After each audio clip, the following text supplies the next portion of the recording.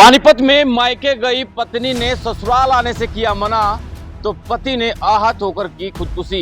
आपको बता दें कि पानीपत के सोदापुर के रहने वाले नरेश की पत्नी जो है मायके गई हुई थी शादी के कार्यक्रम में, लेकिन कई दिनों के बाद जब वो नहीं लौटी तो नरेश ने पत्नी को फोन कर घर पर आने के लिए कहा, लेकिन पत्नी ने कहा कि उसकी ट्रेन निकल गई है और वो 1-2 दिन के बाद आ जाएगी, जिसकी बात को लेकर के पति परेशान हो जाता और इसी बात से आहत होकर उसने, जब उसके पेरेंट्स जो है घर पर माँ बाप बाहर कमरे के बाहर जो है चारपाई पर सो रहे थे, उसी वक्त रात की अंधेरे के वक्त जो है नरेश ने घर के अंदर उसी पत्नी के चुन्नी से फांसी का फंदा लगाकर खुदकुशी कर ली।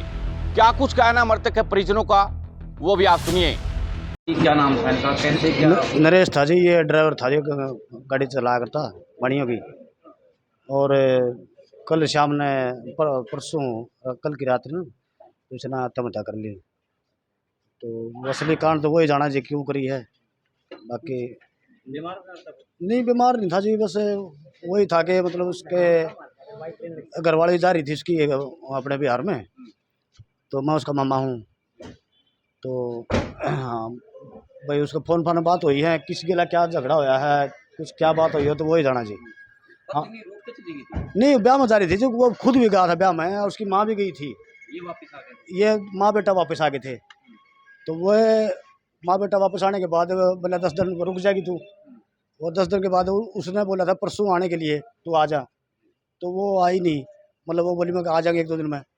तो वो उन्होंने बोला उनका फिर फोन पर झगड़ा होया है, कुछ बात हुई है मेरे ख्याल में। घरवाली के साथ? हाँ तो क्या बात है देखो, तो वही जाना जी। हमने तो हमने इतना पता लगा है, मतलब भाई रात ने 12 बजे के बाद यो काम करा जी। माँ बाप बाहर सो थे इसके बाहर कमरे में, ये अपना अंदर वाला कमरे में था। माँ सुबह जब चाय बनाने के लिए उठी ना, तो जब गई लाइट चसे थी इसकी, तो उसने देखा जो पंखा भी लटक रहा था। तो जी वह माँ ने फिर बाबू था उसका, वो सो था उठाया, वो भाई देख के हो रहा है यो। तो पड़ोसी बुलाए, पड़ोसी बुला के फिर पुलिस दौरे भाई वो इन्फॉर्म कराया भाई ये काम हो गया। तो उसके बाद फिर सारे रिश्ते हमने पता लग गया।